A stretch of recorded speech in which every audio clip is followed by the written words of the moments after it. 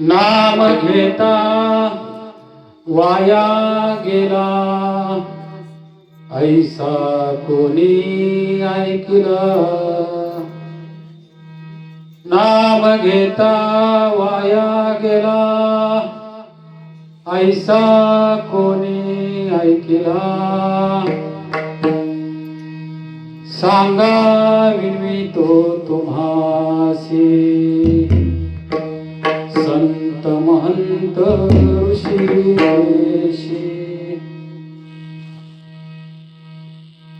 नामे तरला नाही कोण, ऐसा द्यावा निवडून. सांगा विनवितो तुम्हासी, संत महंत सिद्ध ऋषी. सलगीच्या उत्तरा तुका म्हणे क्षमा करा. सांगा विनवितो तुम्हासी, संत महंत सिद्ध ऋषी. वक्रतुंड महाकाय सूर्यकोटी समप्रभ, निर्विघ्नं कुरु मे देव, सर्वकार्येषु सर्वदा. नमो विठ्ठला राजया पांडुरंगा, नमो रुक्मिणी माऊली ज्ञानगंगा. नमो चंद्रभागा, नमो पुंडलिका, नमो चंद्रभागा.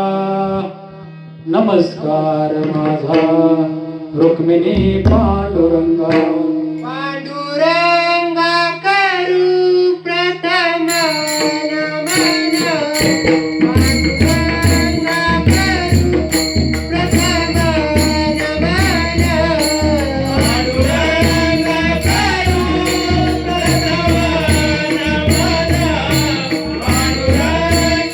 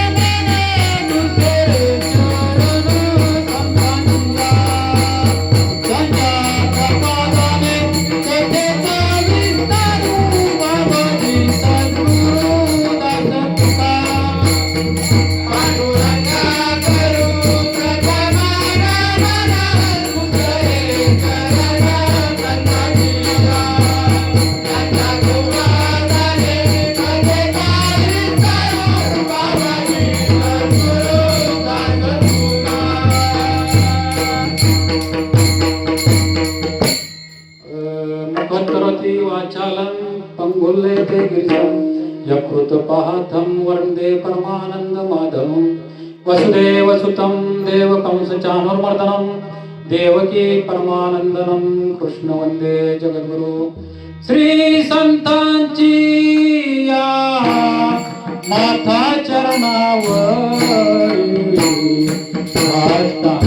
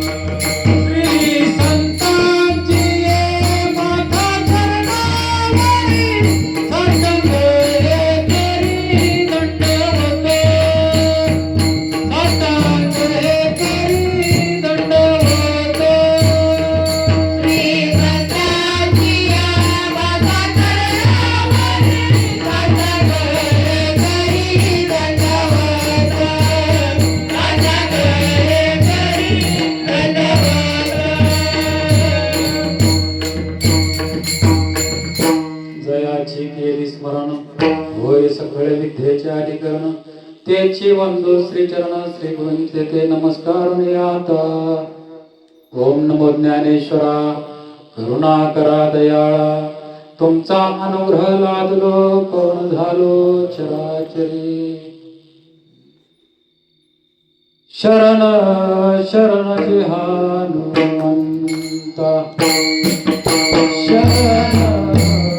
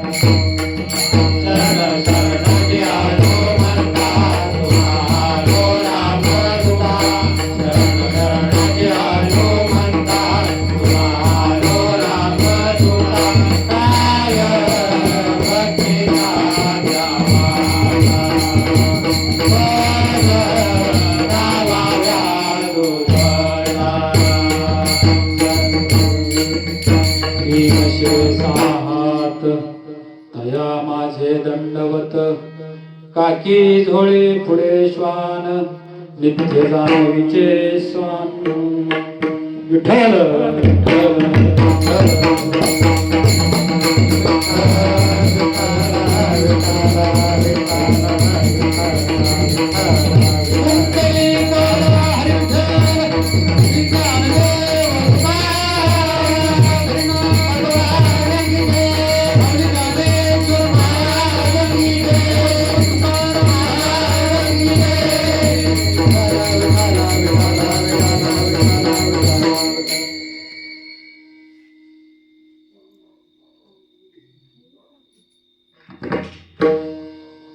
आज अखंड हरिनाम सप्ताह श्री गुरुचरित्र पारायण सोहळा वर्ष 38 ना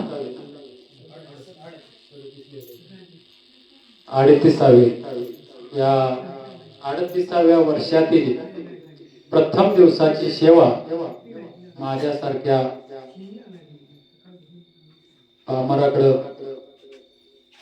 पामराच्या वाट्याला आली, त्याबद्दल मी माझं भाग्य समजतो. असो, अखंड हरिनाम सप्ताह या सप्ताहामध्ये प्रथम दिवसाची सेवा करताना या सेवेसाठी निवडलेला अभंग जगदवंदनीय जगद्गुरु संत शिरोमणी वैराग्याचे महामेरू वारकरी संप्रदाय मध्ये कलश स्थानी असलेले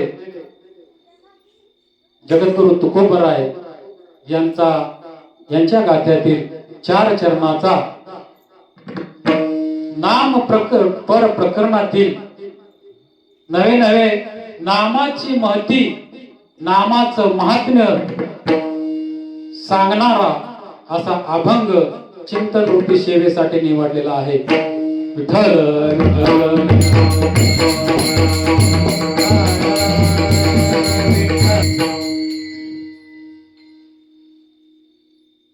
तुकोबराय या अभंगातून नामाची महती सांगताना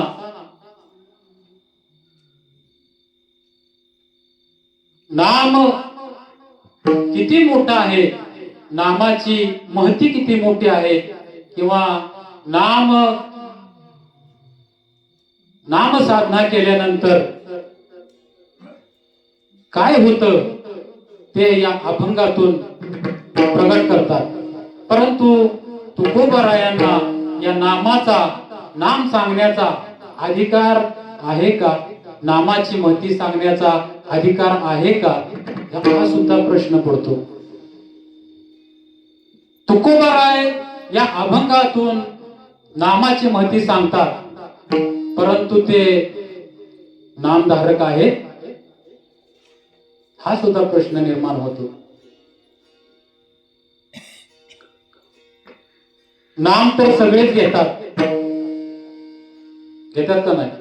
नाम घेतात, पण तुम्हाला आम्हाला ठेवलेलं नाव वेगळं आणि भगवंताचं नाम घेतलेलं ते नाम वेगळं. त्याला नाम म्हणावं, भगवंताचं जे नाम घेतो त्याला नाम म्हणावं आणि जे तुम्हा आम्हाला ठेवलेलं असतं त्याला नाव म्हणावं. प्रत्येकाकडे ज्यानं गुरु केला त्याच्याकडे नाम आलं. नाम देतो ना गुरु, मग गुरु केल्यानंतर नाम भेटतं. परंतु नाम भेटल्यानंतर काही लोक त्या नामाचा जप करतात. मग कोण 10 वेळा करत असेल, कोण तासभर करत असेल, कोण 100 वेळा करत असेल, कोण 108 वेळा करत असेल, कोण लाख वेळा करत असेल. कुणाची कॅपॅसिटी जिथपर्यंत, नामधारकाची जिथपर्यंत नाम घेण्याची कॅपॅसिटी आहे तिथपर्यंत नामधारक नाव घेऊ शकतो. परंतु त्याला नामधारक म्हणता येत नाही. म्हणता येईल का नामधारक? परंतु तुकोबराय त्यामध्ये नव्हते. तुकोबराय नामधारक होते. तुकोबराय नामधारक होते. आम्ही नामाचे धारक, आम्ही नामाचे धारक, आम्ही नामाचे धारक, आम्ही नामाचे धारक, आम्ही नामाचे धारक, आम्ही नामाचे धारक, आम्ही नामाचे धारक, आम्ही नामाचे धारक.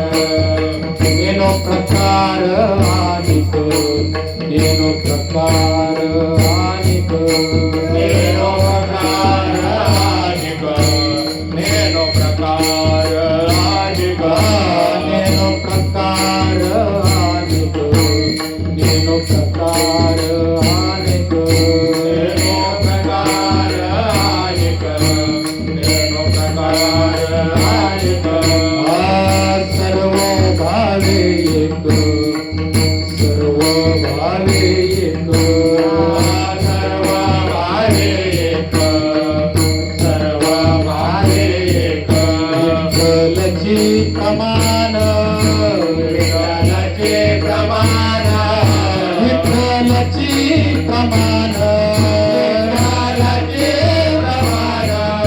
नलगे जाणारे नेनावे, नलगे जाणारे नेनावे, नलगे जाणारे नेनावे, नलगे जाणारे नेनावे, नलगे जाणारे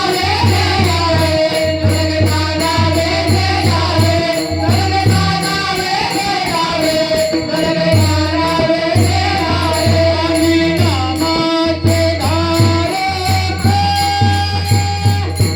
नेनो प्रकार अनेक, सर्व भावे एक. विठ्ठलची प्रमाण, आम्ही नामाचे धारक, नेनो प्रकार अनेक, सर्व भावे एक. विठ्ठलाची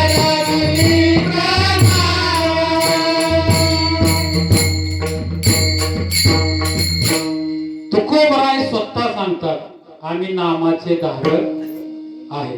मग तुकोबरायांना अधिकार होता का नव्हता? तुकोबरायांना अधिकार होता का नव्हता? नाम केवढे? माऊलींना सुद्धा प्रश्न पडला. गगनावनी वाढ नाम आहे, गगनावनी वाढ नाम आहे, गगनावनी वाढ नाम आहे, गगनावनी वाढ.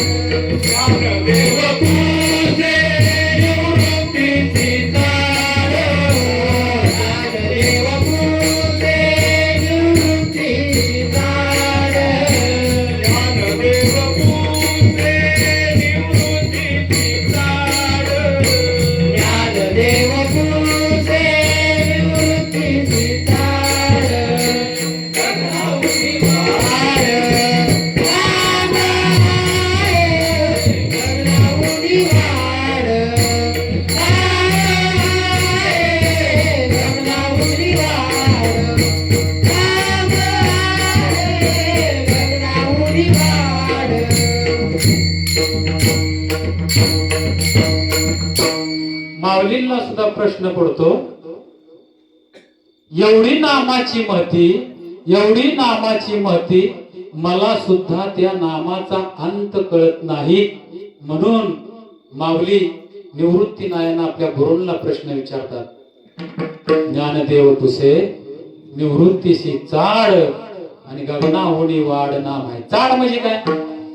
चाड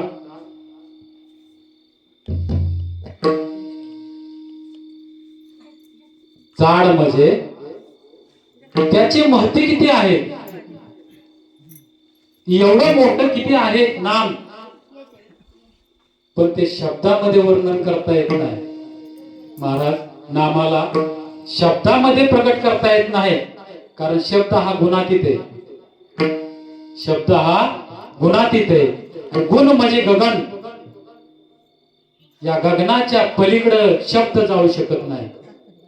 गगनाच्या पलीकडं शब्द जाऊ शकत नाही. एवढी नामाची महती मोठी आहे.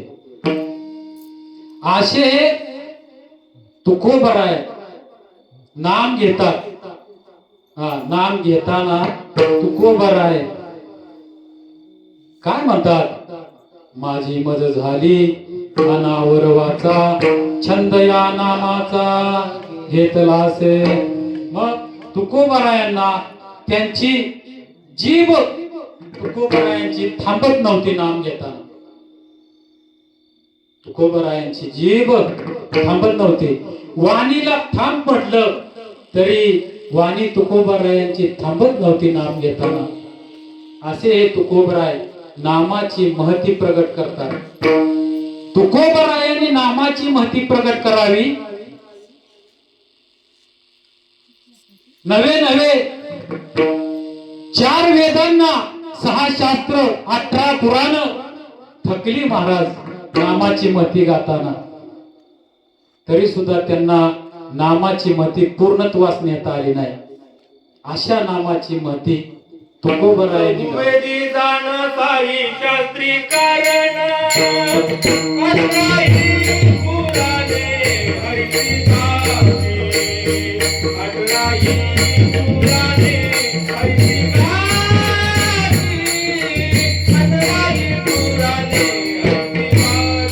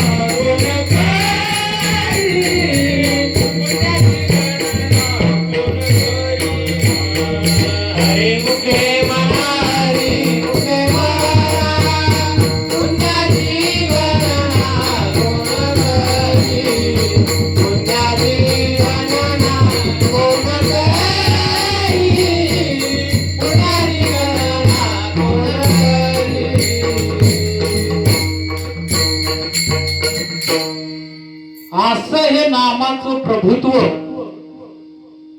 तुकोबरायांकडे होत. मला एक सांगायचं, नामाची महती थोडक्यात तुम्हाला दृष्टांत देतो.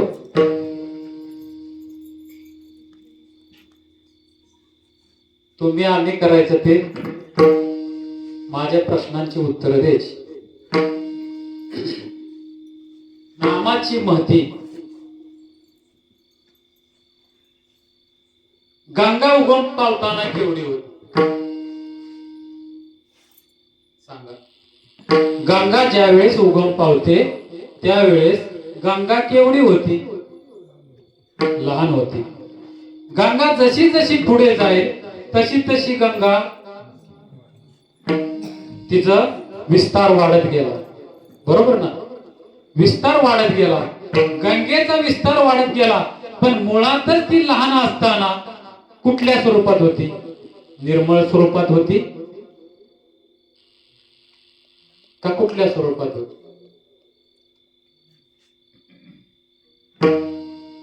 मी काय म्हणतो त्याचं उत्तर समजतंय? गंगा शुद्ध होती का अशुद्ध होती? गंगेचं कार्य काय? जे आपल्याकडे येईल त्याला शुद्ध करून घ्यायचं. बरोबर? गंगेचं कार्य जे आपल्याकडे येईल त्याला शुद्ध. मग मुळातच गंगा कशी होती? शुद्ध होती. तसा या भगवंतानं आपल्याला देह दिला आहे. जन्मल्या जन्मला तो लहान होता का मोठा होता? जन्मल्यानंतर लहान होता का मोठा होता? लहान होता. मग जन्मल्यानंतर लहान होता तो मुळात शुद्ध होता का अशुद्ध होता?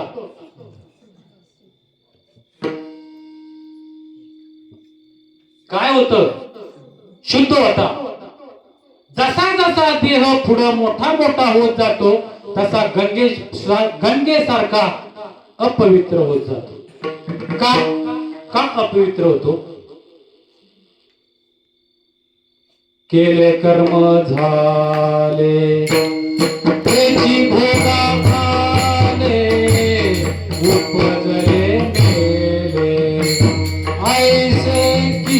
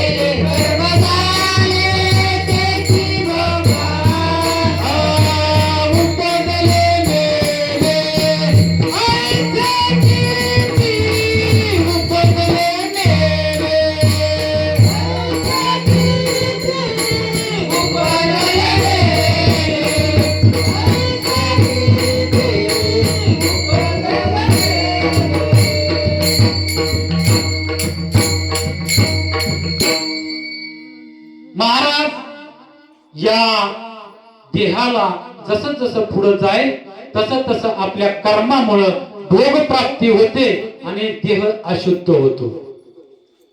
बरोबर का चूक? अशुद्ध होतो. पण पुढे गेल्यानंतर जसं गंगेचं निर्मळ पाणी गढूळ होतं आणि गढूळ झाल्यानंतर आपण ते पवित्र पाणी घेतल्यानंतर त्याच्यामध्ये तुरटी फिरवली, तुरटी त्या तुरटीनं पाणी परत निर्मळ होतं का नाही?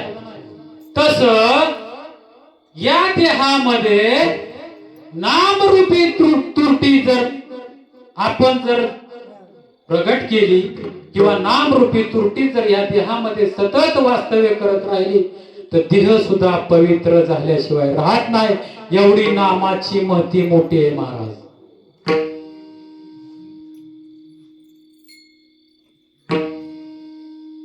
असं हे नाम तुकोबाराय सतत जपत का असत, सतत जपत असत. तुकोबाराय शौच विधीला जरी गेले तरी तुकोबारायांची जीवा नाम घेताना राहत नव्हती. शिंक खोंकला, जांभूळ, ही तुकाची वेळ वाया गेला आहे का नाही? एवढाच वेळ वायाला जात होता तुकोबारायांचा. तुकोबाराय जिवेला सांगतात की थांब आता, थांब. पण तुकोबारायांची जीव वाचा थांबत नव्हती. नेघे नेघे नेघे माझा वाचा विसावा.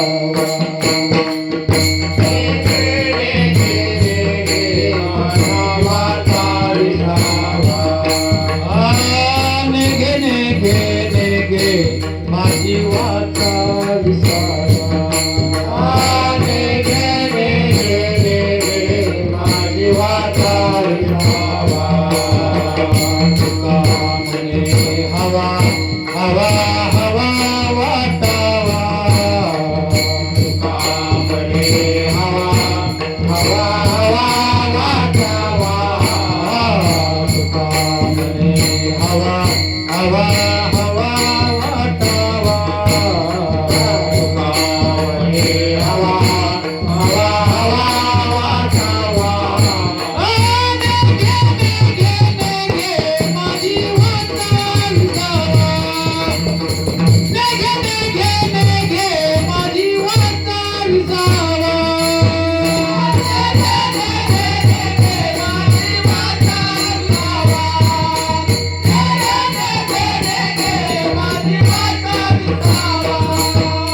नेघे नेघे नेघे माझी वाचा विसावा. माझी वाचा विसावा. तुका म्हणे हवा तुका म्हणे हवा हवा हवा वाटावा. नेघे नेघे नेघे माझी वाचा विसावा.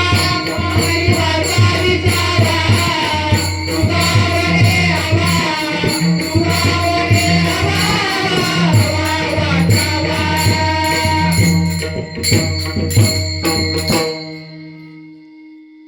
अशी तुकोबारायांची वाचा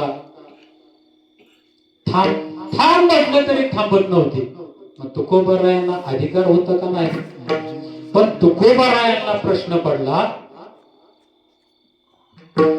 की आपल्या पुढं सगळे ज्ञानानं पारंगत लोक आहेत. आपल्या पुढं ज्ञानानं सर्व पारंगत लोक आहेत.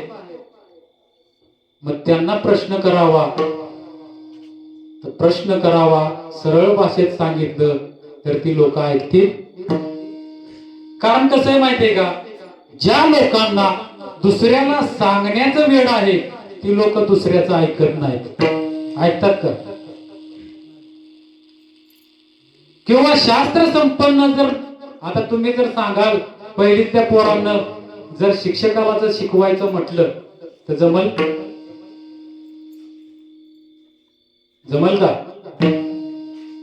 तस तुकोबाराय अधिकार प्राप्त होते परंतु त्यांच्यापेक्षा अधिकाराने सर्वश्रेष्ठ संत महंत सिद्ध ऋषी हे सर्व अधिकार प्राप्त होते महाराज. या अधिकार प्राप्त लोकांना तुकोबारायांनी कुठल्या शब्दामध्ये सांगायचं हे तुकोबारायांना अत्यंत पारंगत होतं बरं का. तुकोबाराय सर्वसामान्य नव्हते. तुकोबाराय पंचमवेद होते. पंचमवेद आहे का नाही महाराज? तुकोबाराय ये राणी व्हावा भार माता ये राणी व्हावा.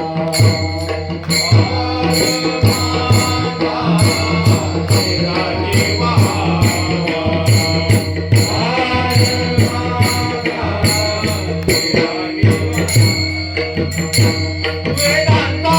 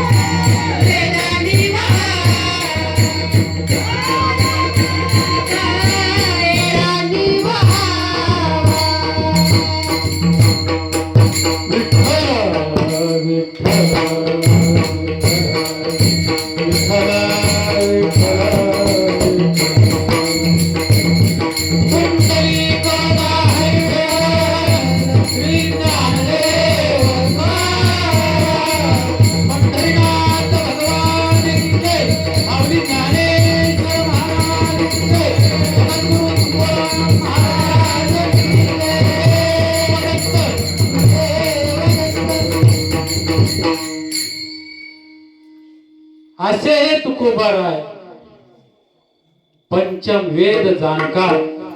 नवे नवे वेद त्यांच्या घरी पाणी वाहत होता. काय वेद तुकोबाराया घरी पाणी वाहत होता. एवढा अधिकार मोठा होता. अधिकार संपन्न तुकोबाराय होते. मग तुकोबारायांनी या संत महंत सिद्ध ऋषींना कुठल्या शब्दामध्ये सांगावं ते तुकोबारायांना अवघड नसेल.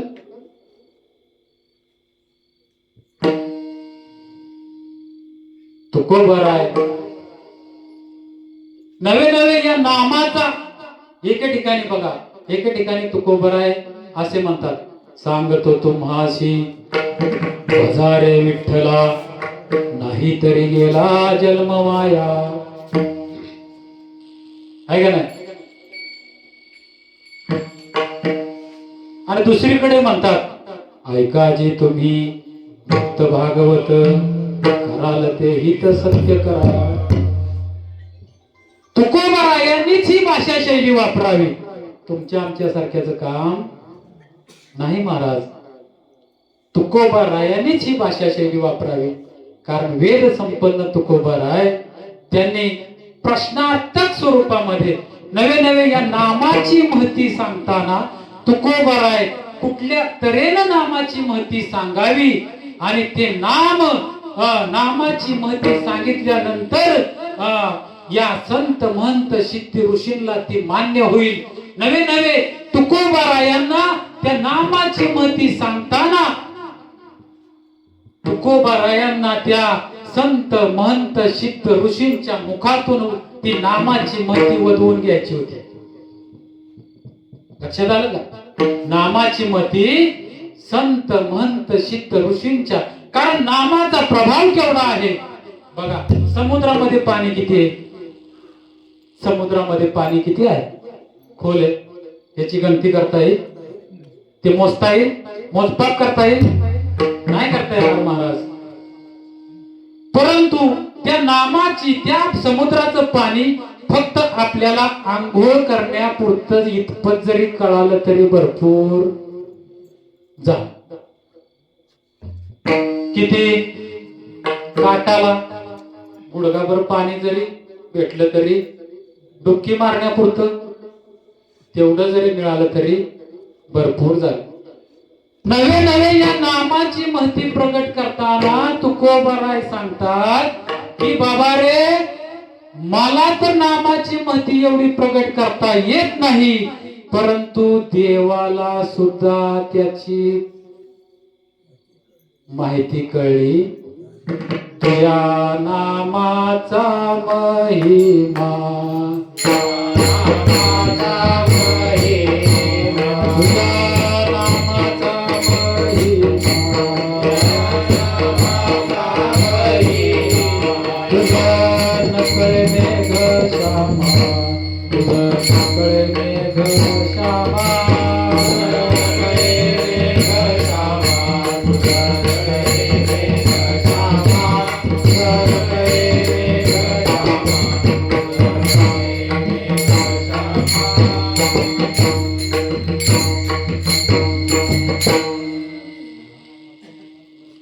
तुझ्या नामाचा महिमा तुझं न कळे मेघ श्यामा.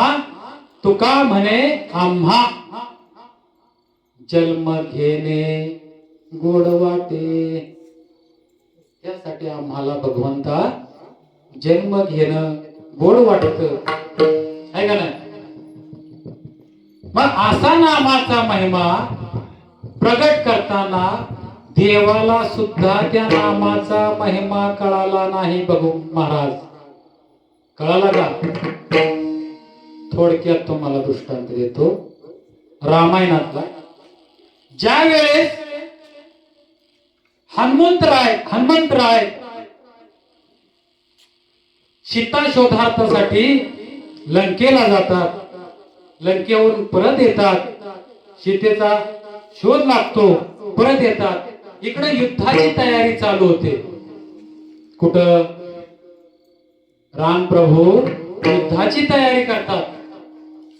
युद्धाची तयारी करताना समुद्र ओलांडून पलीकडे जायचं होतं. रामप्रभूंना एकट्याला जायचं होतं का? सर्व सैना घेऊन जायचं होतं, आहे का नाही?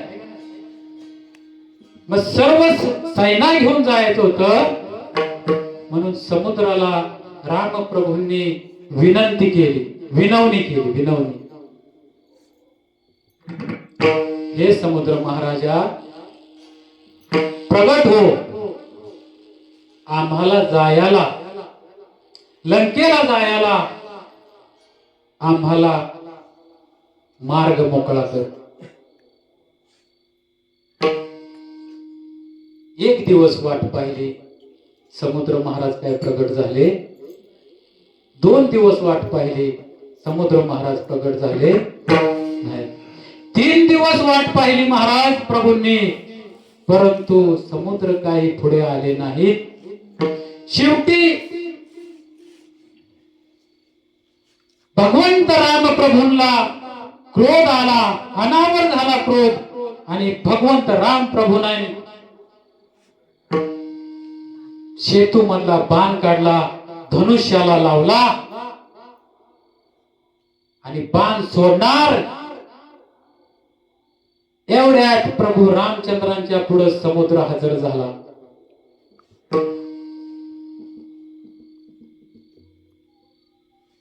समुद्र हजर झाला आणि समुद्र विनवणी करू लागला प्रभू रामचंद्रांना. आणि समुद्र विनवणी करून काय म्हणतो, प्रभू मला जर तुम्ही जर नष्ट केलं तर माझ्या पाण्यामुळं सर्व जलचर प्राणी नष्ट होतील आणि या सृष्टीची रचना अस्ताव्यस्त होईल. मग काय करा, मी तुम्हाला उपाय सांगतो महाराज. देवा, मी तुम्हाला उपाय सांगतो. आणि मग समुद्राने प्रभू रामचंद्रांना उपाय सांगितला. काय सांगितला उपाय? तुमच्या या सैन्यामध्ये विश्वकर्माची 2 मुलं आहेत, नल आणि नील.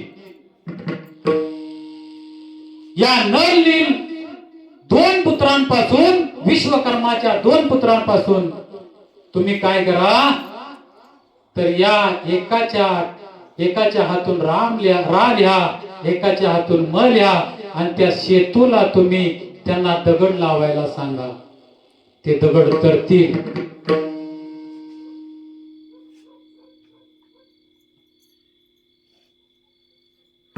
आणि हे असं केल्यानंतर ते दगड तरले महाराज. आणि तरल्यानंतर प्रभूंना सुद्धा असं वाटलं एक दिवस की सर्व आपलं सैन्य दगड लावतय, राल येतय, मल येतय, राम येतय, आणि सेतू रस्ते दगड पाण्यावरती तरंगतात. परंतु आपण पण बघावं, आपल्यामुळं आपण टाकलेला, सर्व सैन्याने दगड टाकलेले ते तरतात. सेतू निम्मार्धा तयार झाला. पण प्रभू रामचंद्र असं वाटलं की आपण सुद्धा दगड टाकून बघावा तरतोय का.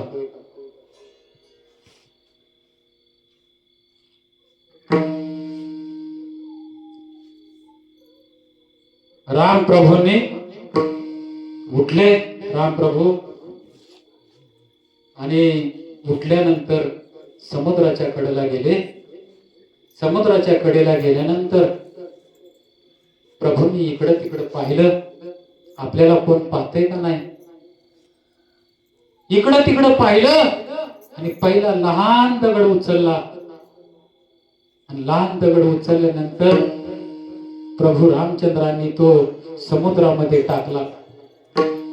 दुप्प दिशेने आवाज आला आणि तो दगड बुडाला महाराज. परत इकडं तिकडं पाहिलं आणि पाहिल्यानंतर आपल्याला कोण पाहतंय का ते बघायचं होतं बरं का. प्रभू रामचंद्र एकांत मध्ये गेले होते आपल्याला कोणी पाहू नये म्हणून, कारण त्यांना हा उपाय करायचा होता महाराज. प्रभू रामचंद्रांनी दुसरा दगड घेतला. ते सहज नाहीत आता हे केलं. प्रभू रामचंद्र असं केलं जरा, आणि मग समुद्राला कळावं ना,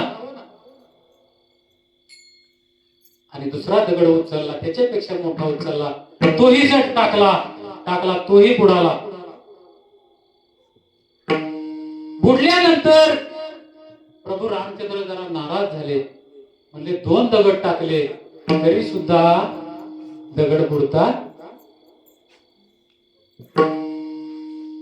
महाराज तिसरा दगड उचलला आणि समुद्राला सरळ सांगितलं, मी रघुवंश कुलातील आहे.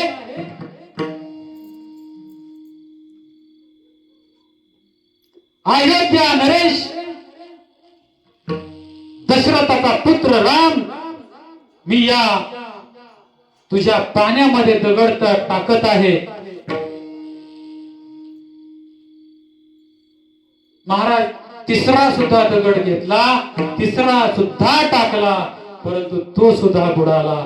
म्हणून तुकोबाराय म्हणतात, तुझ्या नामाचा महिमा तुझं न कळे मेघश्यामा, तुका म्हणे आम्हा जन्म घेणे गोड वाटे. तुझ्या नामाचा एवढी महती महाराज नामाचे, एवढी महती नामाचे. मग अशा या नामावरती प्रभुत्व मिळवलं तुकोबारायांनी. आणि तुकोबाराय कुठल्या शब्दामध्ये सांगणार, कुठल्या भावार्थामध्ये सांगणार, हे तुकोबारायाला पक्क अवगत होतं. म्हणून प्रश्नार्थक स्वरूपामध्ये तुकोबाराय कुणाला सांगतात? अभंगाचं दुसरं चरण. सांगा विनवितो तुम्हासी,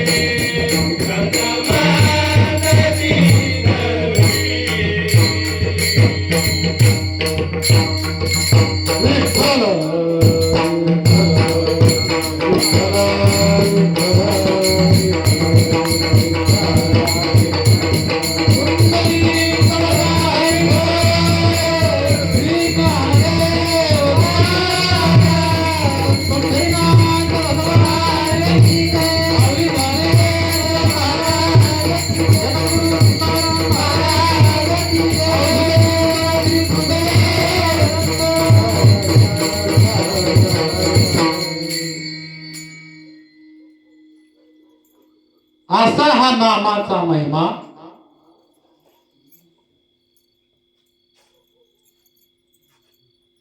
प्रगट करताना तुकोबाराय नामाची महती आपल्या तोंडून तर सांगायची, परंतु कुठल्या शब्दात प्रगट करायची ती संतांना पटेल, महंतांना पटेल, सिद्धांना पटेल, ऋषींना पटेल. संत म्हणजे कोण? जे सत्पदाला पोचले त्यांना संत म्हणावं. बरोबर ना महाराज? सत्य तू सत्य तू सत्य तू विठ्ठला,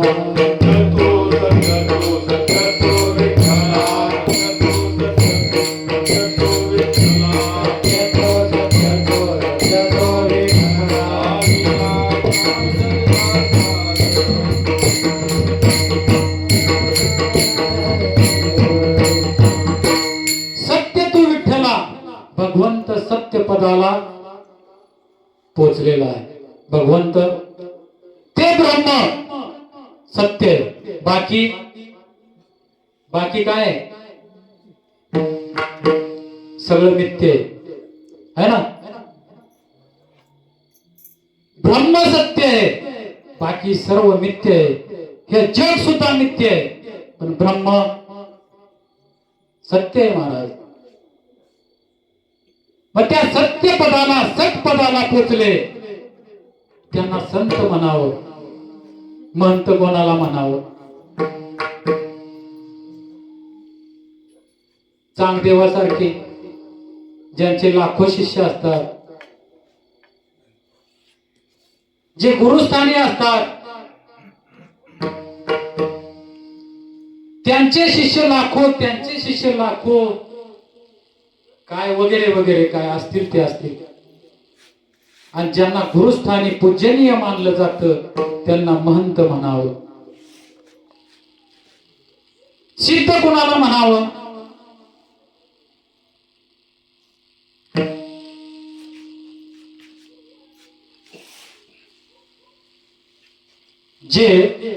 ज्या व्यक्तीला अष्टसिद्धी प्राप्त झालेली असते त्या व्यक्तीला सिद्ध म्हणावं.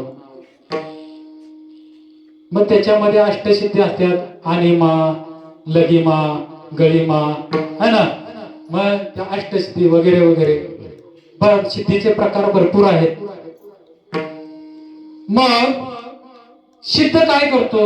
ज्याला सिद्धी प्राप्त झाली, थोडक्यात तुम्हाला उदाहरण देतो सिद्धीचं. ज्या वेळेस ज्ञानोबा राय आणि नामदेव राय ज्या वेळेस फिरायला गेले होते, नामाचा महिमा सगळीकडे प्रगट करायला गेले होते, त्यावेळेस माऊलींना आणि नामदेव रायांना वाटेमध्ये तहान लागली महाराज. तहान, बरोबर का? तहान लागली आणि त्या तहान लागल्यानंतर माऊलींनी सूक्ष्म रूप धारण केलं. त्या विहीर होती शेजारी, त्या विहिरीत मध्ये पाणी नव्हतं महाराज. पाणी होतं ते एकदम एकदम खाली तळाला होतं. काढायला सुद्धा येण्यासारखं नव्हतं. मग आता कुठल्या परिस्थितीमध्ये ते पाणी आपल्याला प्यायला मिळेल? पण माऊलींकडे सिद्धी प्राप्त होते, सिद्धी होती माऊलींकडे. माऊलींनी सूक्ष्म रूप धारण केलं आणि माऊली त्या विहिरीच्या तळाला गेले आणि तळाला गेल्यानंतर माऊलींनी पाणी पिले, माऊली वर आले है ना. बरोबर आहे का? माऊली वर आली, पण नामदेव रायांकडे सिद्धी नव्हती. होती का सिद्धी माऊली नामदेव रायांकडे? पण नामदेव रायांकडं सिद्धी. मला एवढंच सांगायचंय एवढंच, पुढचा दृष्टांत सांगायचा नाही. मग तशी सिद्धी ज्या व्यक्तीला प्राप्त होती त्या व्यक्तीला सिद्ध म्हणावं. त्या व्यक्तीला सिद्ध म्हणावं. थोडक्यात सांगायचं म्हणलं तर क्षणामध्ये तो मुंबईला जावे, क्षणामध्ये येते. असा हा देह आहे, असाच राहील, पण त्या देहामध्ये सूक्ष्म रूप धारण करल, वजन कमी करल, आणि देह तर तेवढाच आहे परंतु वजन कमी करल. देह तर तेवढाच आहे, वजन 10 पटीने वाढवल. अशा सिद्धी प्राप्त झालेला त्याला सिद्ध म्हणावं.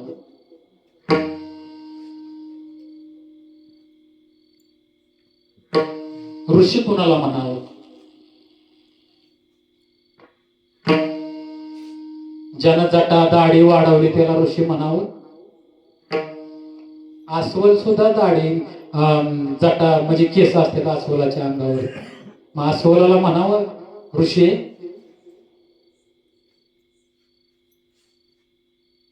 कुणाला म्हणावं ऋषी?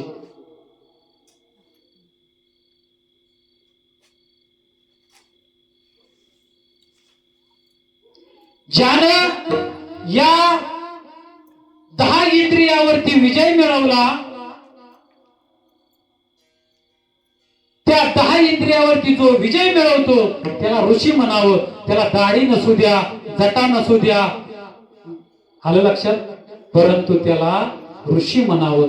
कारण 5 कर्मेंद्रिय, 5 ज्ञानेंद्रियावरती ज्याचा विजय मिळवतो, जो विजय मिळवतो त्याला ऋषी म्हणावं. मग असले हे मोठे संत, सिद्ध, महंत ऋषी तुकोबारायांसमोर येतात आणि तुकोबारायांनी त्यांना विनंती करून सांगावं, विनवणी करून सांगावं.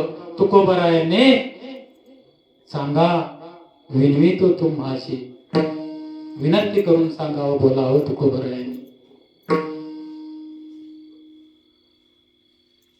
एवढा अधिकार तुकोबारायांकडे होता. कारण तुकोबारायांकडं नामाचं प्रभुत्व होतं. महाराज होतं का नव्हतं? तुकोबारायाकडं नामाचं प्रभुत्व होतं. म्हणून तुकोबाराय तरी सुद्धा या संत मंत सिद्ध ऋषींना विनंतीपूर्वक नम्र भावाने प्रश्न विचारतात.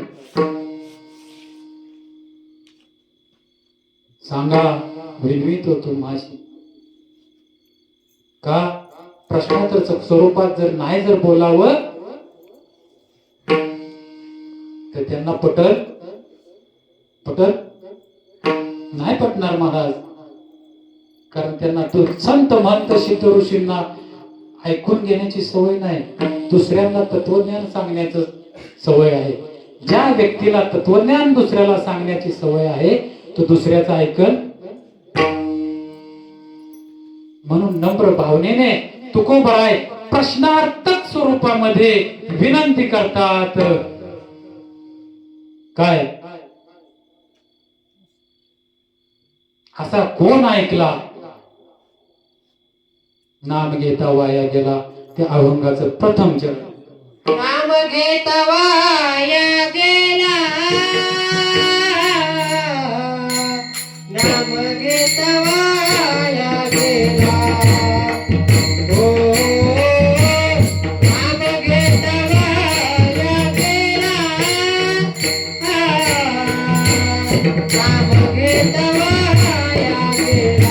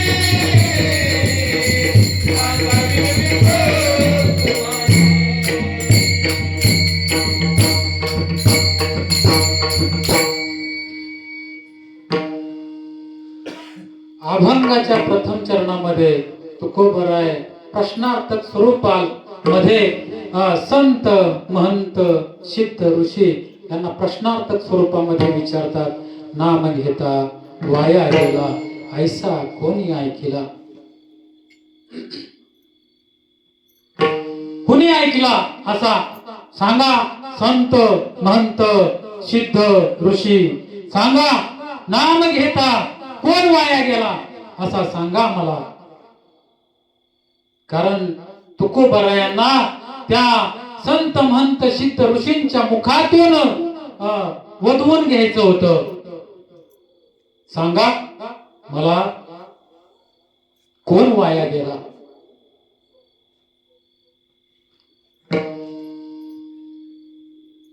भरपूर धनसंपदा कमावली, भरपूर इस्टेट कमावली, शेवटी संगतीनं संगत चांगली असली तर, संगत चांगली असली तर, संगत चांगली नसेल तर सांगा मला. लग्न झालं आणि वाया गेला नाही.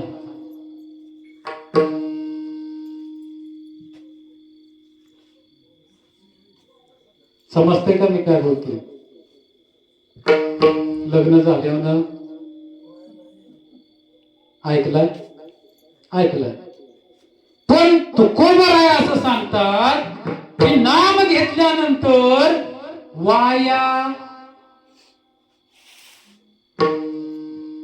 कोण गेला असं मला सांगा. प्रश्नार्थक स्वरूपामध्ये तुकोबराय संत महंत सिद्ध ऋषींच्या मुखातून वधवून घेतात महाराज. कारण आपण सांगितलं तर लोकांना पटणार नाही, परंतु या संत महंत सिद्ध ऋषींनी जर सांगितलं तर कमीत कमी थोडंफार तरी लोकांना पटल. म्हणून तुकोबराय संत महंत सिद्ध ऋषींच्या मुखातून वधवून घ्यायचा प्रयत्न करतात.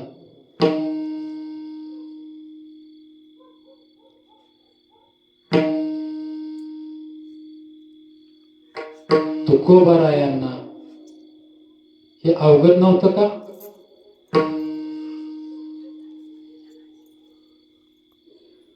तुम्हाला थोडक्यात सांगतो उदाहरण. एक मुलगी होती, एक मुलगी. तिला सौ व्हायचं होतं. काय व्हायचं होतं. सौ कशामुळे होता येतं. लग्न केलं. त्या मुलगीला सौ व्हायचं होतं. तिच्या घरी आई, वडील, भाऊ, गडगंज संपत्ती, भरपूर सगळं काय. पण सगळी लोक परेशान होती त्यांच्या घरात, कारण मुलीला सौ व्हायचं होतं. काय व्हायचं होतं? गडगंज संपत्ती. एके दिवस कंटाळली घरातील लोक, सगळे देव देवऋषी सगळे प्रकार केले. एके दिवशी कुणाचाच गुण नाही. एके दिवशी पुढे देणारे महंत गावामध्ये आले. पुढे देणारे महंत गावामध्ये आले. गावामध्ये आल्यानंतर ही सगळी लोक तिथे गेली. काहीतरी आपल्याला त्याचा मार्ग मिळेल, उपाय निघेल म्हणून ते तिथे गेले. गेल्यानंतर काय झालं, त्या महंतांच्या चरणावरती लोटंगण घातलं, नतमस्तक झाले आणि त्यांना विचारायला लागले. त्या महंताने त्या मुलीची जन्मतारीख विचारली. जन्मतारीख विचारल्यानंतर त्यांनी संपूर्ण कुंडली काढली. कोणाची? मुलीची कुंडली काढली. मुलीची कुंडली काढली. सगळे गुण व्यवस्थित होते. तिचे सर्व गुण व्यवस्थित होते. शेवटी त्यांच्या कपाळ पाहिलं, हात पाहतात, कपाळ पाहतात, सगळं पाहिलं. म्हणजे कपाळ पाहिल्यानंतर त्याच्यावरती सर्व गुरु अनुकूल होते. अनुकूल असल्यानंतर ते महंत त्या मुलीला विचारतात, तुम्हाला सौ व्हायचंय? हो म्हणले, सौ व्हायचंय. म्हणले सगळे तर गुरु अनुकूल आहेत, तुमची कुंडली सुद्धा छान आहे, तुम्हाला स्थळ येतात? हो म्हटले येतात. मग स्थळ येतात, मग तुमचा काय प्रॉब्लेम आहे? सगळं ग्रह अनुकूल आहे, गुरु अनुकूल आहे, लग्नाचा योग चांगला आहे, सगळ्या गोष्टी अनुकूल आहेत, मग तुम्हाला काय नक्की काय अडचण आहे? आता सौ होण्यासाठी काय करावं लागतं?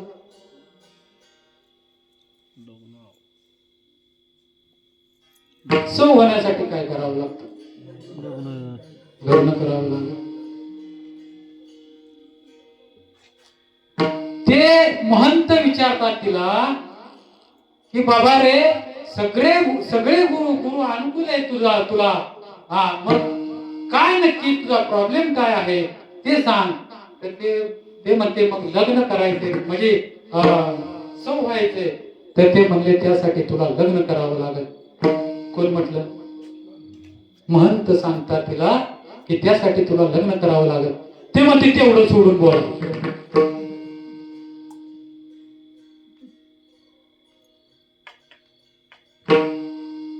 मुलगी काय म्हणते? तेवढं सोडून बोला. PhD झाली, किती पण शिक्षण झालं किंवा किती पण प्रॉपर्टी असली, सौ होता येईल? तस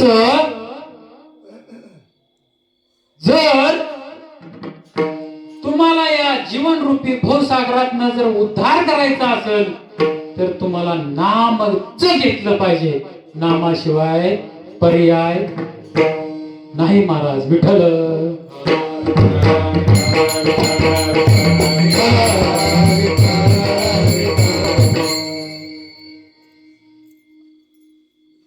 जसं गवताची हजारो गंज असेल, आहे का नाही? हजारो पेंड्यांची गंज असेल. आपण गंज लावतो ना गवताची, पण तिला एक काडी जर असली तर मिळे समरस झाले.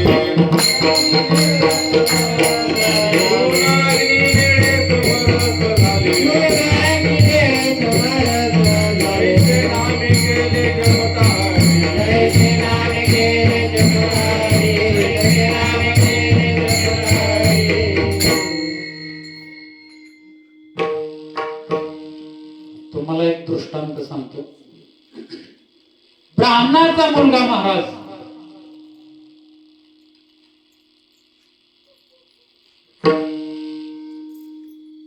भागवतामध्ये 6व्या स्कंदामध्ये वर्णन आलेलं आहे. ब्राह्मणाचा मुलगा आजामेळ. आजा म्हणजे माया. जो मायामध्ये मिळाला त्याला आजामेळ म्हणतात.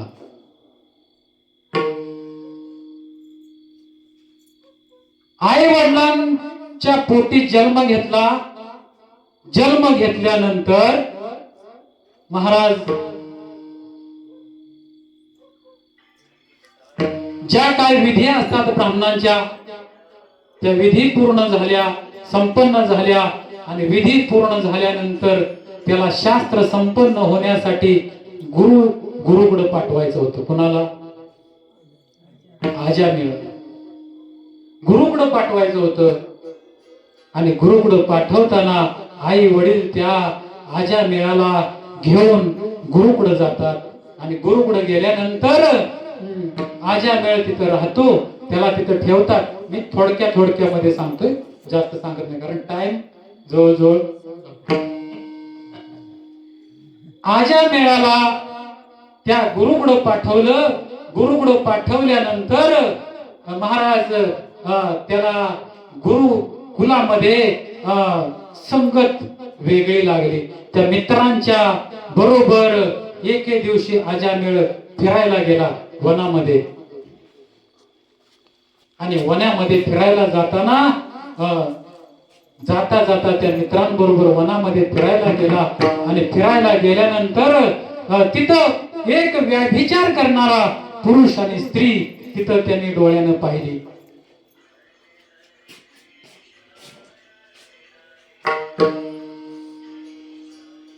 व्यभिचार करणारे पुरुष आणि स्त्री ती डोळ्यांनी पाहिली.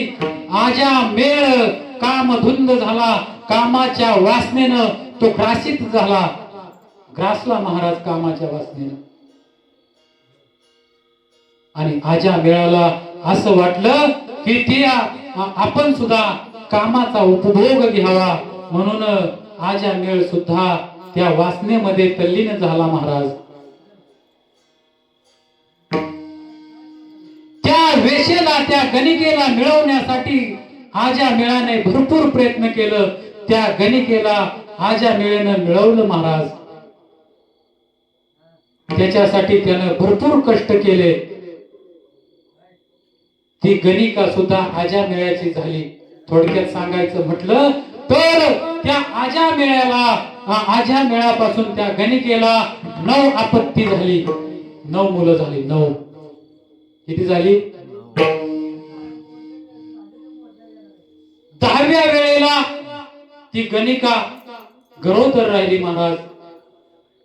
आणि अशा वेळेस महाराज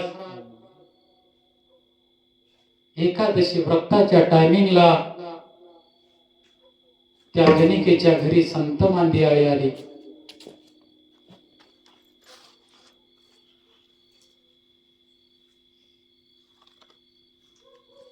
आणि संत मांदियाळी आली तिथं. आणि आल्यानंतर एकादशीचा भजन पर्व चालू झालं महाराज. रात्रभर त्या संतांनी भजन केलं महाराज.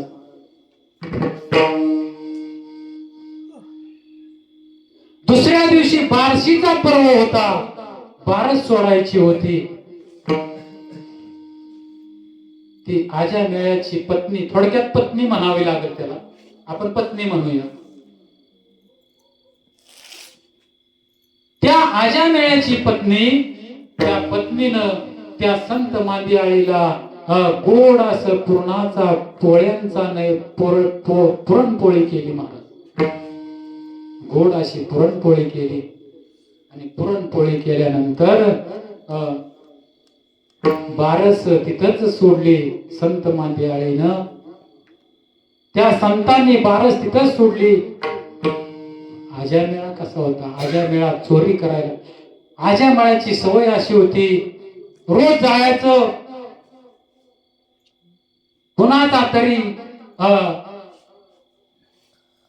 कुणाला तरी मारायचं, लुटायचं आणि जेवढी येणारा द्रव्य असेल त्याच्यावरती आपल्या मुलाबाळांचा त्यांचा सगळा प्रपंच सांभाळायचा, कुटुंब चालवायचं, असा आजा मेळाचा व्यवसाय होता महाराज.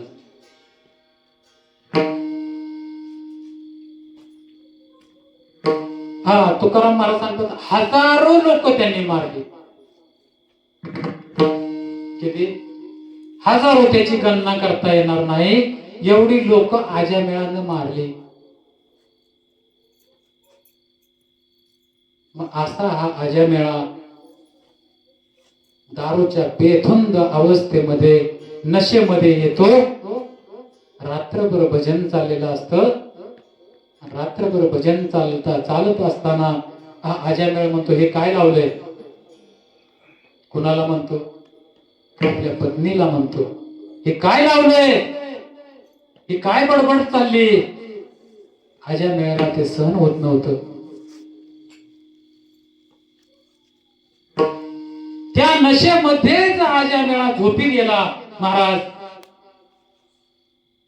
इथं तर रात्रभर संतांची मांदी आळी भजन करतात, नामघोष करतात. कोणाच्या? आजामेळाच्या घरी. बार्शीचा पर्व आला, पुरणपोळीचा जेवण केलं, संत मांदी आळीनं जेवण जेवलं, बारस सोडली आणि संत मांदी आळी आजामेळा जागा झाला. आणि झोपेतून उठल्यानंतर संत मांदी आळी म्हणतात आम्ही तुझ्यापासून जेवण केलं, तृप्त झालो आम्ही, पण तृप्त झालो पण आमचं एक मागणं आहे, ते आम्हाला दे. कोणाला म्हणतात? आजामेळाला. कोणाला म्हणतात? आजामेळाला. आजामेळा म्हणतो आम्ही चोरी दरोडा करून मी सर्व द्रव्य कमवतो, माझं कुटुंब चालवतो, आणि मग बरं झालं तुम्हाला मी लुटलं नाही. काय म्हणतो? बरं झालं मी तुम्हाला लुटलं नाही. तुम्ही इथं माझ्या घरी आलाय परंतु मी तुम्हाला लुटलं नाही. आजामेळाला ते सहन होत नाही. आजामेळ काठी काढतो आणि त्यांच्यावरती धावून येणार. तेवढ्यात ती संत मांदी आळी म्हणते की आम्हाला तुझ्याकडून द्रव्य नको. मग आजामेळ, तुझ्याकडून आम्हाला द्रव्याची अपेक्षा नाही, परंतु आम्ही जे मागणं मागू ते आम्हाला देशील.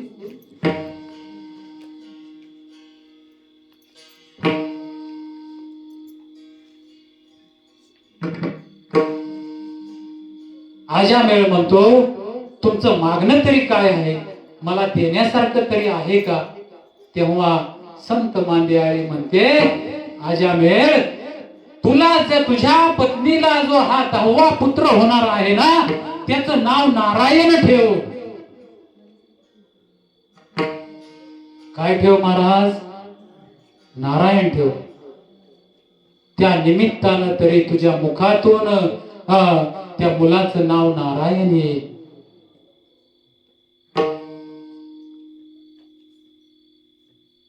असा हा आजामेळ ज्या वेळेस पत्नीची प्रस्तुती झाली त्यावेळेस नामकरण केलं. 12व्या दिवशी आजामेळाच्या पत्नीच्या आजामेळाच्या मुलाचं त्यावेळेस नामकरण केलं. त्यानं त्या मुलाचं नाव नारायण ठेवलं महाराज.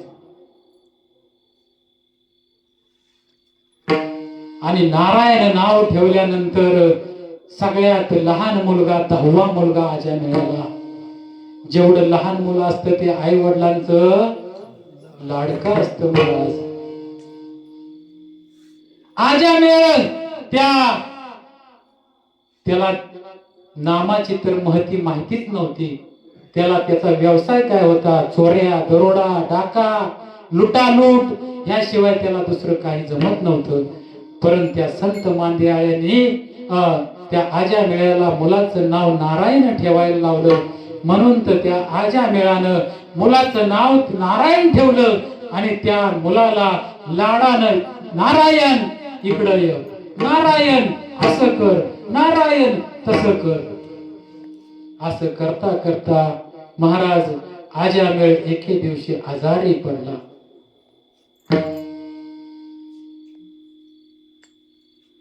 आज्या मेळ्याला मरायला 12 वर्ष पूर्ण अजून बाकी होती महाराज. किती वर्ष बाकी होती? परंतु शेवटच्या क्षणापर्यंत, शेवटच्या 12 वर्ष अगोदरच यम न्यायला आले आज्या मेळ्याला. का काय यावं यमाने अगोदर 12 वर्ष? दुःशासनाला जरा पापाचा जसा घडा भरला होता तसा आज्या मेळ्याचा सुद्धा पापाचा घडा भरला होता महाराज.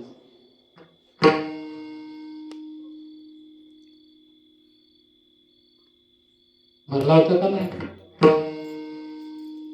पापाचा घडा आज्या मेळ्याचा सुद्धा भरला होता. म्हणून यमाचे यमकिंकर 12 वर्ष अगोदर आज्या मेळ्याला न्यायला आले होते. आज्या मेळ्याचं आयुष्य 12 वर्ष होतं बाकी अजून. परंतु आज्या मेळ्याला 12 वर्ष अगोदर यमाचे किंकर, यमाचे सेवक न्यायला आले होते. शेवटच्या क्षणाला आज्या मेळ्याला असं वाटलं की आपलं मूल कुठं आहे. म्हणून शेवटच्या श्वासाला आज्या मेळ्यानं नारायण नारायण म्हणून 2-3 वेळा हाक मारली.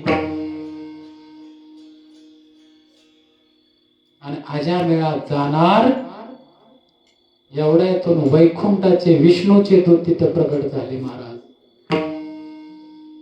विठ्ठल विठ्ठल.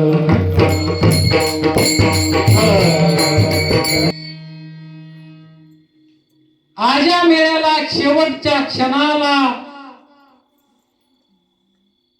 यमाचे किंकर सुद्धा न्यायला यावं आणि विष्णूच्या दूतांनी सुद्धा यावं. दोघांमध्ये बोलाचाली चालू झाली. कुणामध्ये? विष्णूच्या दूतांमध्ये आणि कुणाच्या? यमदूतामध्ये आणि विष्णूच्या सेवकांमध्ये चालू झालं. विष्णूचे लोक म्हणायला लागले की बाबा रे, कुठल्या का हा उद्दिष्टानं भगवंताचं आमच्या प्रभूचं नाम घेतलंय, नाम उच्चार झालाय. मग तो कुठल्याही रूपानं असो, मुलाच्या रूपानं असो, मुलाला हाक मारण्याच्या योग्यतेनं असो, नाहीतर कुठल्याही योग्यतेनं असो, परंतु शेवटच्या क्षणाला आज्या मेळाकडून भगवंताचं प्रभूचं नाम आलंय. त्यामुळे तुम्हाला यमाच्या किंकरांना सांगतात, विष्णू यमदूतांना सांगतात की बाबा रे, तुम्हाला या आज्या मेळ्याला न्यायचा अधिकार नाही.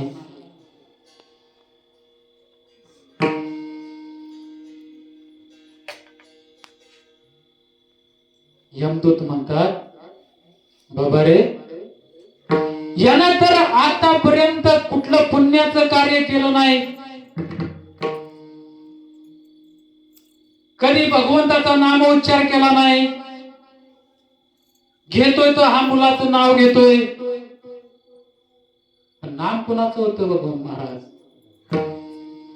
नारायण नाम कुणाचं होतं? भगवंताचंच होतं महाराज. कुठल्या का होईना उद्दिष्टानं त्या आज्या मेळ्याच्या मुखातून नारायण नामाचा उच्चार झाला आणि नारायण नामाच्या उच्चारामुळं काय झालं? नामे गेला वैकुंठासी, नामे गेला वैकुंठासी, नामे गेला वैकुंठासी, नामे गेला. आज्या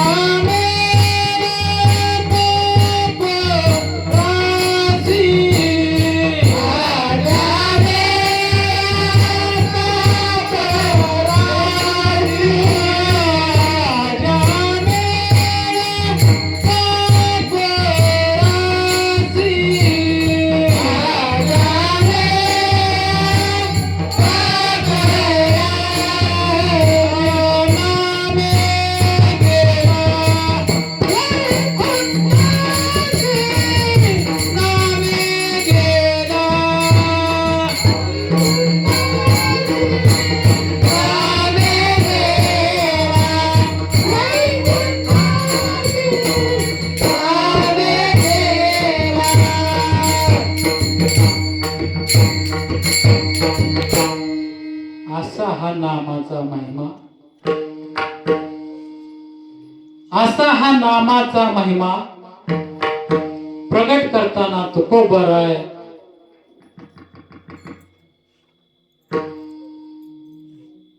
संत महंत सिद्ध ऋषींना सांगतात की बाबा रे, एवढा मोठा अगाध नामाचा महिमा आहे की त्याचं वर्णन सुद्धा करता येत नाही. ते तुमच्या मुखातून प्रगट करायचंय आणि ते जर तुम्ही तुमच्या मुखातून जर प्रगट जर केलं तर माझं कोणी ऐकणार नाही महाराज. परंतु तुम्ही जर सांगितलं, तुम्ही जर प्रगट केला नाम महिमा, असा नाम महिमा जर तुम्ही जर प्रगट केला तर कमीत कमीत अज्ञानी लोकांना तरी कमीत कमीत समजेल, कमीत कमीत ते त्या नामाचा महिमा पालन करतील किंवा नाम तरी थोडं थोडं घेतील. आहे का नाही? म्हणून तुकोबराय त्या संत महंत या मांदी आळेला विनंतीपूर्वक सांगतात, नामाचा महिमा प्रगट करताना कोण नामानं करला नाही, नामे तरला नाही कोण, ऐसा द्यावा निवडून. कोण सांगते? तुकोबराय सांगते. कोणाला? संत महंत सिद्ध ऋषी विनंतीपूर्वक सांगतात, नामानं कोण तरलं नाही. दगडांचा उद्धार झाला महाराज, दगड तरले. नवे नवे नामानं जनावर सुद्धा तरली महाराज. कपी कुळ उद्धरले, मुक्त केले राक्षस.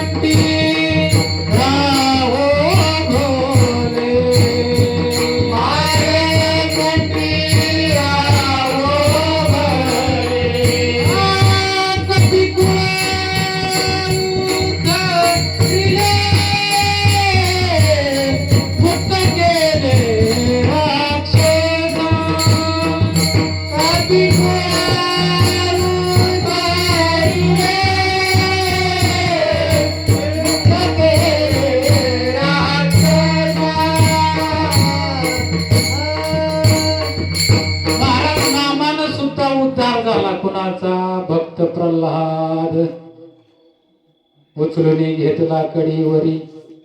आहे का नाही? नामानं भक्त प्रल्हादाला सुद्धा भगवंतानं कडेवरती उचलून घ्यावा, एवढा नामाचा महिमा अगाध आहे महाराज. थोडक्यात मी दृष्टांत देतो, वेळ लय झालाय. परवानगी असेल तर देतो, नाहीतर एवढ्यावरती थांबवतो. काय करू? परवानगी असेल तर देतो, नाही तर इथं कीर्तन थांबवतो. वेळ झालेला आहे.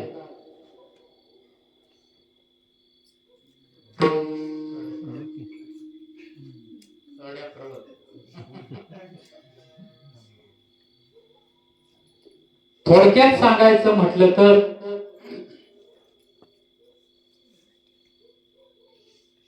बालेघाट मधला मानकोजी बोधला धामणगावी राहणारा, सांगायचा मथितार्थ असा, धामणगावी मानकोजी बोधला. त्या मानकोजी बोधल्याकडे धामणगावची पाटीलकी होती महाराज. काय होती? पाटीलकी होती. ऐश्वर्य संपन्न, धन द्रव्य, जमीन जुमला सगळं त्याच्याकडे होतं. कमी नव्हतं महाराज त्याच्याकडे. पण मानकोजी बोधल्याचं नामावरती प्रभुत्व एवढं होतं, सांगायचं थोडक्यातच मी एकदम शॉर्टकट मध्ये सांगते. त्याची पत्नी ममताई, मुलगा यसाजी, हा सुनेचं नाव भागीरथी. असे हे कुटुंब दामण गावी राहणार. या दामण गावामध्ये मानकोजी बोधल्याकडे पाटीलकी होती. योगायोगाने एके वर्षी दुष्काळ पडला. दुष्काळ. मानकोजी बोधल्याचं हे कुटुंब एवढं परमार्थिक होतं महाराज की भगवंत विठ्ठलाशिवाय, पांडुरंगाशिवाय त्यांना चैन पडत नव्हतं. 15 दिवसाची येण्या जाण्याची वारी पांडुरंगाची ती सुद्धा त्यांच्या घरी होती. सतत पायवारी चालू होती. नामोच्चार चालू होता. पांडुरंगाचं नामचिंतन सतत चालू होतं. एके वर्षी दुष्काळ पडला आणि दुष्काळामध्ये एवढं व्यक्तिमत्व होतं त्या मानकोजी बोधल्याचं की तो मानकोजी बोधला दानशूर पण होता. लोकांनी यावं, मानकोजी बोधल्याला मागावं आणि मानकोजी बोधल्याने नाही म्हणावं असा शब्द कधी मानकोजी बोधल्याच्या तोंडातून फुटत नव्हता महाराज. जे काय असेल ते धनद्रव्य सगळं मानकोजी बोधल्याने वाटून टाकलं. नवे दाग दागिने सगळं काय असेल ऐश्वर्य ते सगळं गावातल्या लोकांना वाटून टाकलं महाराज. काही सुद्धा मानकोजी बोधल्याकडे राहायचं नाही. मानकोजी बोधल्यांनी एके दिवशी विचार केला आपली उपजीविका कशाने भागवायची. मानकोजी बोधला रात्रंदिवस काबाड कष्ट करायचा, मोलमजुरी करायचा आणि मोलमजुरी करून आपली कुटुंबाची उपजीविका भागवत होता मानकोजी बोधला. कुटुंबाचा उदरनिर्वाह मानकोजी बोधल्याने काबाड कष्ट करून मोलमजुरी करून भागवावा आणि मोलमजुरी करून भागवून पण पांडुरंगाच्या नामचिंतनातून अलिप्त होत नव्हता महाराज. तो रात्रंदिवस पांडुरंगाचं नामचिंतन करत होता. मानकोजी बोधल्याची सासरवाडी रासराळ. सासरवाडीचं नाव रासराळ. या रासराळावरून मानकोजी बोधल्याचं संध्याकाळी कीर्तन उभं राहिलं. नामघोष चालू झाला की मानकोजी बोधल्याच्या सासरवाडीवरून त्या रास गावावरून मानकोजी बोधल्याची सासरवाडीकरी लोक कीर्तन ऐकायला, त्या मानकोजी बोधल्याचं कीर्तन ऐकायला यावीत. आणि त्या कीर्तनामध्ये नामघोष चालायचा. रामकृष्ण हरी जय जय रामकृष्ण हरी.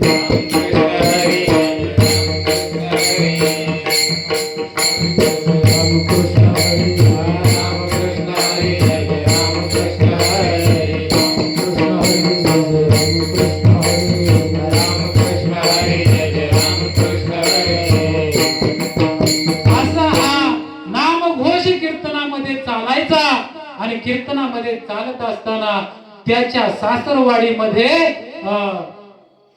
एक दासी होती, दासी महाराज.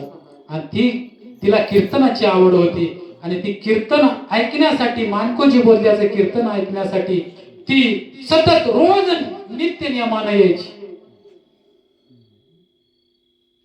त्या मानकोजी बोधल्याच्या सासरवाडीकडील त्याच्या सासरवाडीतील दासीच्या बरोबर जे काही लोक येत होते ते लोक त्यांच्या बरोबर, त्या दासी बरोबर जे येत होते ते येता येता वाटेमध्ये त्याच्यातल्या एका व्यक्तीला सर्पदंश झाला महाराज. कीर्तनाला येताना काय झालं? सर्पदंश झाला. पण आता काय करायचं? हे प्रेत तर आपण वाटेमध्ये ठेवू शकत नाही. काय करणार? तसंच प्रेत त्या लोकांनी उचललं आणि मानकोजी बोधल्याच्या कीर्तनामध्ये एका खांबाला आणून टेकवून ठेवलं.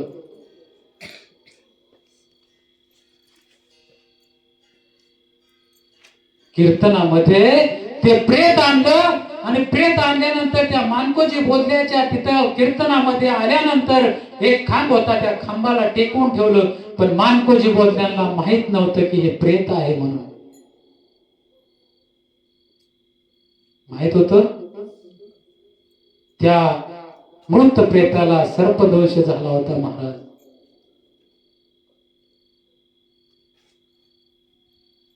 आणि असं हे प्रेत खांबाला टेकून बसवलं आणि मानकोजी बोलला रामकृष्ण हरी, रामकृष्ण हरी, रामकृष्ण हरी.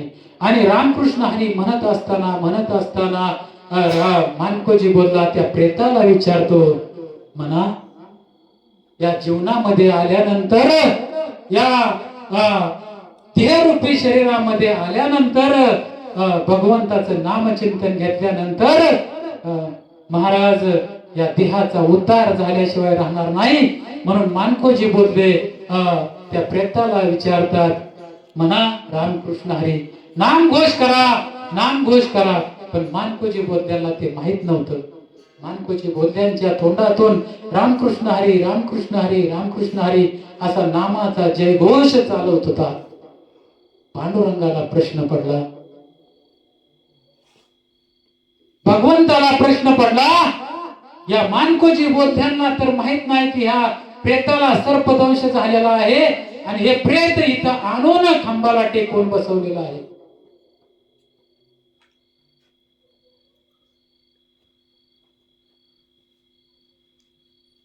मग मानकोजी बोलत्यांनी प्रश्न पडला भगवंताला आणि भगवंतानी त्या प्रेताला यमाला विनंती केली, यमांना विनंती केली आणि विचारलं, महाराज सांगितलं की या प्रेत रूपी शरीराला पुनर्जीवित करा.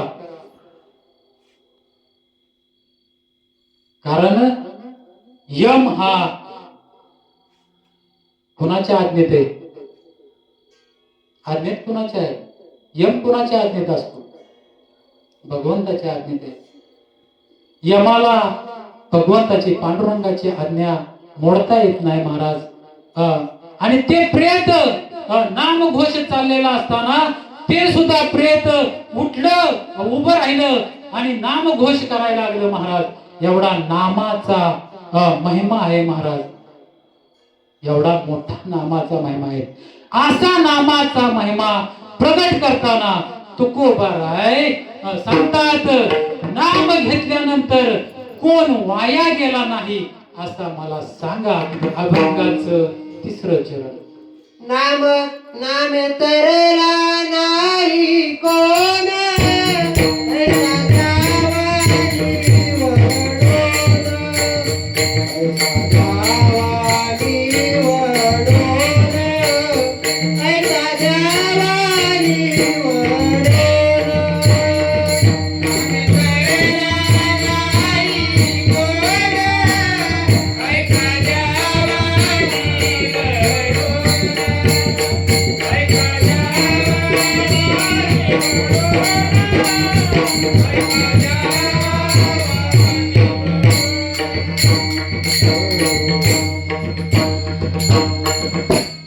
असं हे नाम तुकोबराय नामाची महती सांगतात, नामाची महती प्रगट करतात.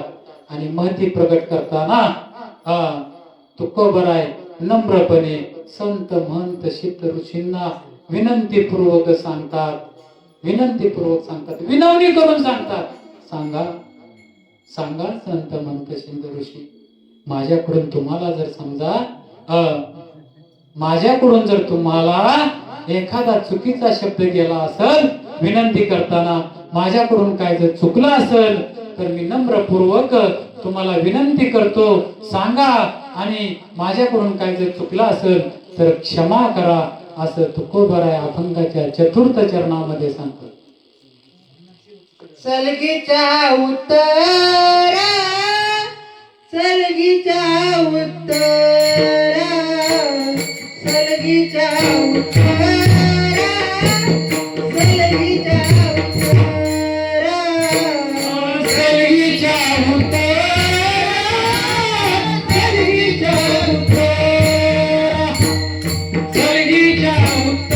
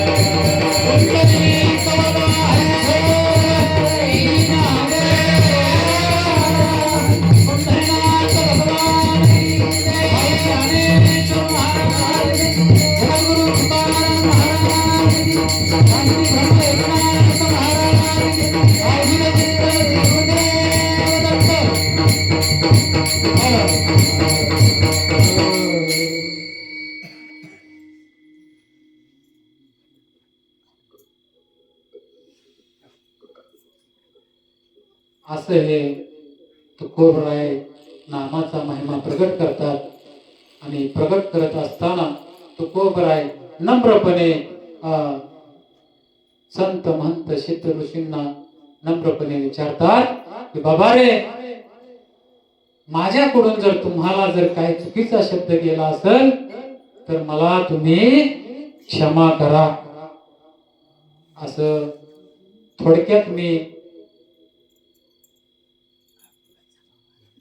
थोडक्यात सेवा केलेली आहे.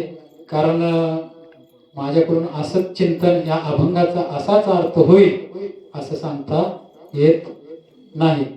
असो, भजन घेऊ. सर्वांनी हात वर करा, टाळ्या वाजवा, मुखानं नाम घ्या. विठोबार खुमाई, विठोबार खुमाई, विठोबार खुमाई, विठोबार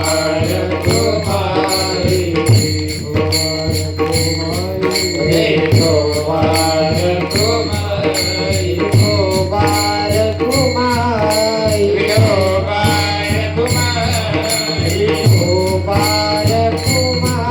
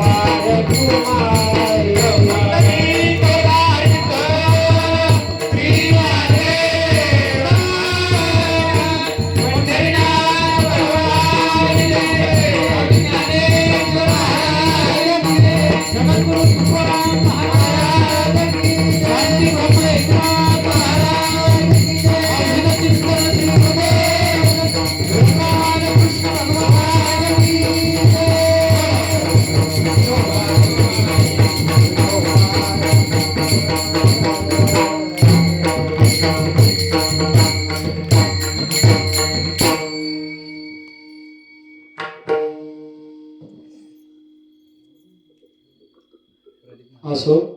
मला जेवढं कीर्तनाचा भावार्थ यथा अवकाश सांगता आला तेवढा मी तुम्हाला सांगितलं.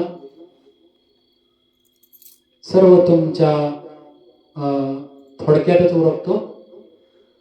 झालेली सेवा ही सर्व तुम्हा मायबापांच्या चरणावरती समर्पित करतो. माझे गुरुवर्य हरिभक्त परायण प्रशांत महाराज पाटील यांच्या चरणावरती समर्पित करतो आणि सेवेला पूर्ण विराम देतो. करविली तेशी केली कटकट, वाकोडी कानीट देव जाणे. या नियमाप्रमाणे माझ्याकडून जर तुमचं मन दुखवण्यासारखाच एखादा शब्द गेला असेल तर मायबापाच्या उदार अंतकरणाने मला तुम्ही माफ करावा, एवढंच मी बोलतो. आणि मी झालेली सेवा इथंच संपली असं जाहीर करतो. ज्ञानेश्वर माऊली, ज्ञानराज माऊली,